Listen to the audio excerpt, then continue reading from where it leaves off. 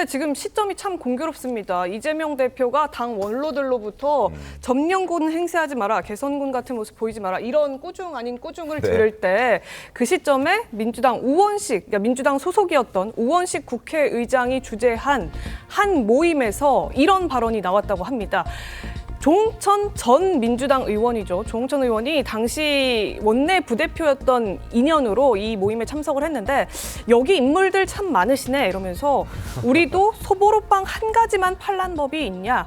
튀김 소보로도 팔아야 되는 것 아니냐 이러면서 건배사를 튀김 소보로 이렇게 했다고 하거든요. 네. 이 자리에서 우원식 파이팅 이런 얘기도 나왔다는데 이 자리에 지금 모인 사람들이 지금 사진으로 보시지만 인물들이 좀 있습니다. 예, 김경수 지사도 지금 참석을 했다고 하고요. 지금 우원식 의장 본인 스스로도 대선에 출마할 수 있는 것 아니냐 이런 얘기들이 지금 야권에서 나오고 있는 상황인데 우원식 화이팅, 튀김 소보로 이런 얘기가 나오다 보니까 지금 이재명 말고 다른 인물을 찾아야 그러니까요. 되는 것 아니냐 이런 얘기가 지금 당 내에서도 나온 것 같아요. 그렇죠. 민주당 입장에서는 최근에 지지율 하락세가 이재명 대표 포비아 아니냐 이런 식으로도 지금 분석을 하고 있는 것으로 보이는데요. 저는 우원식 의장이 굉장히 좀 아쉬운 부분들이 있습니다. 우원식 의장이 어떠한 대권 주자로서 최근에 여론조사에 있어서 한 뭐 좀 적기는 합니다만 결국 이재명 대표 다음 정도로 이름들이 오르락내리락 하고 있는데 그것은 계엄 해제 표결 과정에 있어서 어떤 절차를 지키는 모습, 공정해 보이는 모습들을 그때 보여줬었고 그때 우원식이라는 사람에 대해서 우리 국민들께 좀 인식하게 된 게 아닌가라고 생각합니다. 그런데 본인이 그때 만들었었던 이미지에 대해서 한덕수 권한대행 탄핵을 하는 과정에 151표라는 것을 자의적으로 해석을 하면서 모든 것을 다 깎아먹은 것이 아닌가라고 저는 생각을 해요.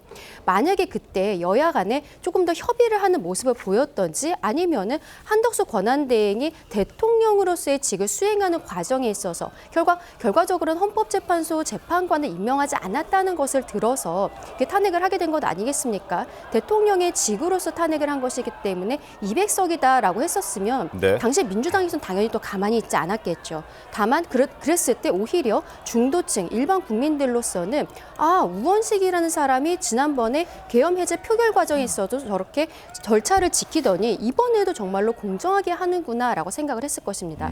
그때 우원식 의장이 저는 한번 퀀텀 점프를 할 수 있는 기회가 있었던 날렸다? 것이라고 생각을 하고요. 알겠습니다. 만약에 그랬으면 지금 민주당 입장에서 우원식이라는 사람의 지지율이 높게 나왔을 때 이재명 그 일극 체제로서의 반감 이런 것들을 좀 줄어들 수 있지 않았을까라고 생각이 들거든요.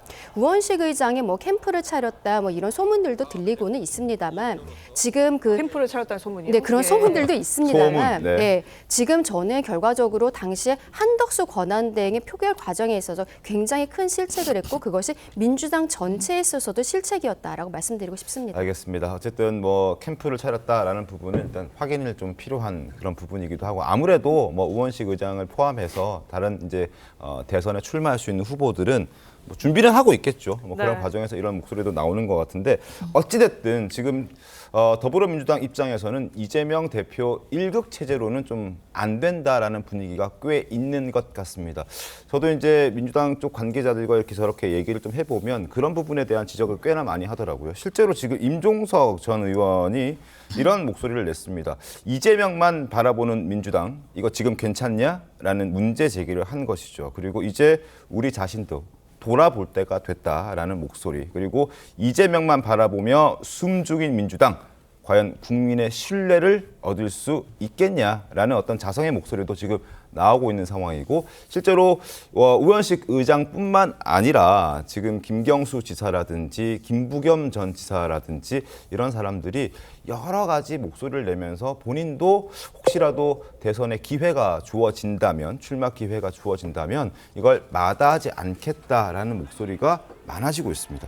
일단 이재명 대표에 대한 어떤 불신이 조금씩 이제 드러나고 있는 듯한 분위기가 감지가 되고 있는 것 아닌가 어떻습니까? 저는 아까도 말씀드린 것처럼 민주당이 모드를 전환할 때가 됐다. 그러니까 그럼 야당일 때는 그리고 윤석열 정부, 윤석열 대통령과 싸울 때는 좀 집권적인 이재명 대표에게 좀 힘을 몰아주는 민주당이 필요했지만 이제는 아닙니다. 이제는 수권 정당으로 넘어가야 되는 상태이기 때문에 김경수 전 지사를 좋아해서 민주당에 가입한 사람, 우원식 의장을 좋아해서 민주당을 지지하고 있는 사람 네. 이런 사람들도 있지 않겠습니까?